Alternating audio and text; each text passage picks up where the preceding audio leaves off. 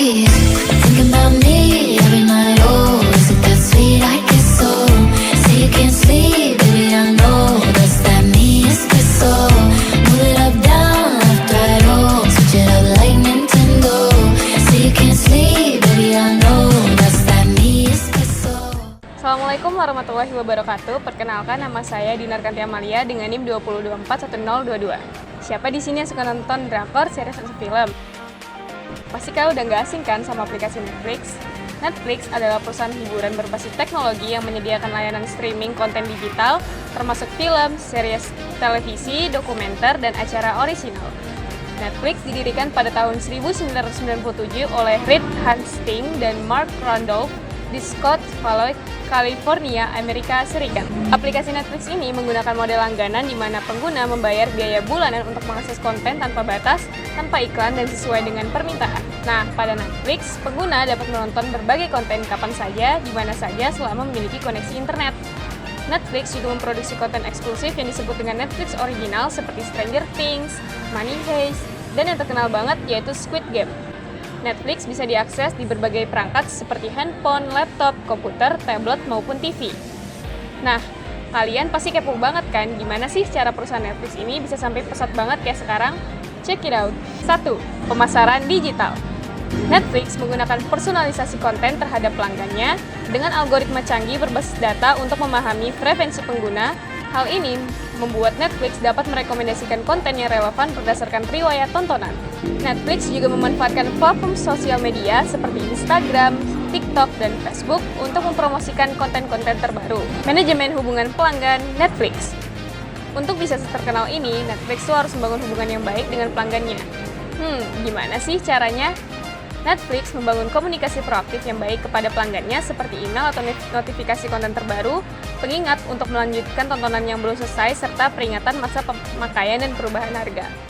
Netflix juga memberikan layanan pelanggan yang responsif melalui berbagai saluran seperti live chat dan juga pusat bantuan online, fitur self-service untuk membantu menyelesaikan masalah seperti pembayaran atau pengaturan akun, dan tim dukungan 24/7 untuk membantu pelanggan di seluruh dunia.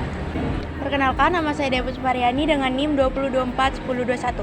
Nah, selanjutnya kita akan membahas manajemen perubahan dalam aplikasi Netflix. Manajemen perubahan yang harus dilakukan melalui pendekatan strategis yang berfokus pada inovasi teknologi, pengalaman pelanggan, dan adaptasi terhadap kebutuhan pasar yang membuat Netflix dapat menjangkau pasar yang sangat luas.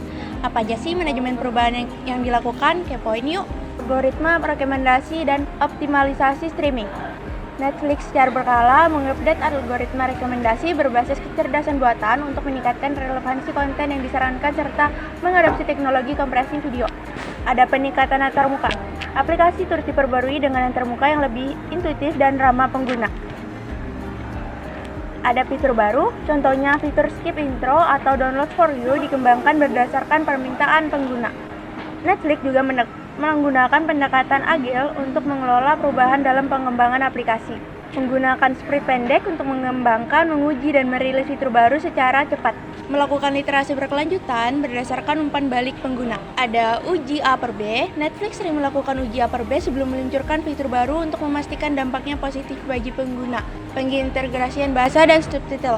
Netflix menampilkan subtitle atau dubbing dalam bahasa lokal untuk memenuhi kebutuhan pelanggan global. Dan yang terakhir, konten lokal. Mengembangkan dan mempromosikan konten lokal di negara-negara tertentu seperti drama Korea atau film Indonesia. Perkenalkan, nama saya Farel Manuelim dengan NIM 201027. Yang selanjutnya itu ada analisis aplikasi Netflix. Pada Netflix jelas dibutuhkan analisis di dalamnya. Kalian pasti penasaran kan analisis apa aja sih yang digunakan oleh Netflix? Jadi yang pertama itu ada analisis kebutuhan. Nah, analisis kebutuhan itu ada dua. Yang pertama itu kebutuhan fungsional. Kebutuhan fungsional itu ada pendaftaran pengguna dan login. Baru selanjutnya ada streaming video on demand. Baru selanjutnya ada fitur rekomendasi berdasarkan preferensi pengguna. Yang selanjutnya ada pencarian dan navigasi konten. Dan yang terakhir ada sistem kategori atau genre bahasa dan lain-lain. Baru yang kedua itu ada kebutuhan non-fungsional.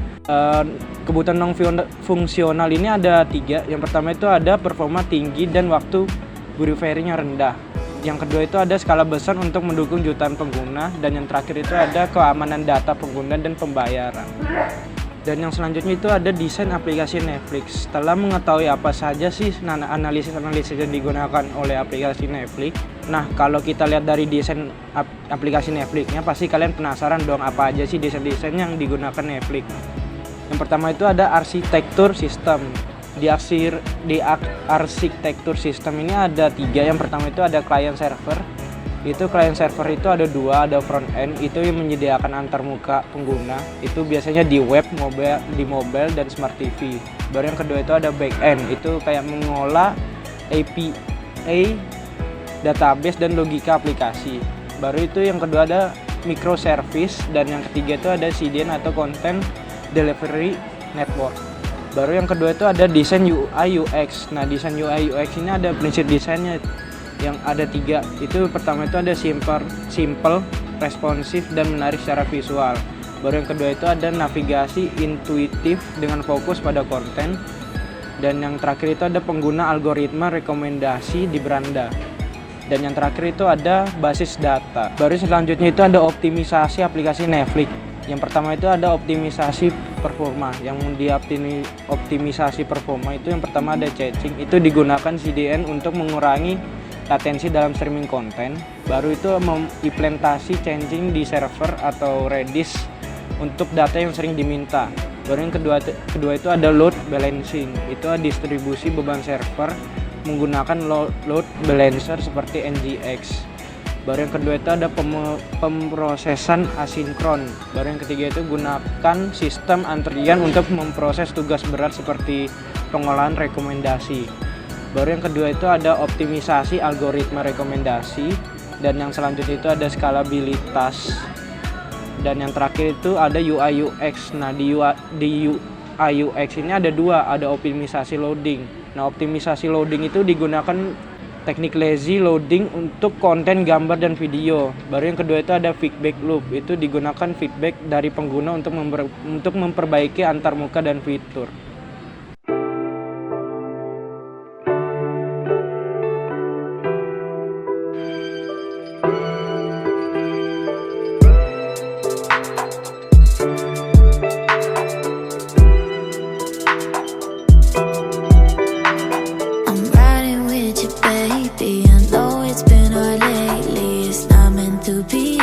It's not meant to be, but I swear that I'm not leaving. What you need is a reason. It's not meant to be easy.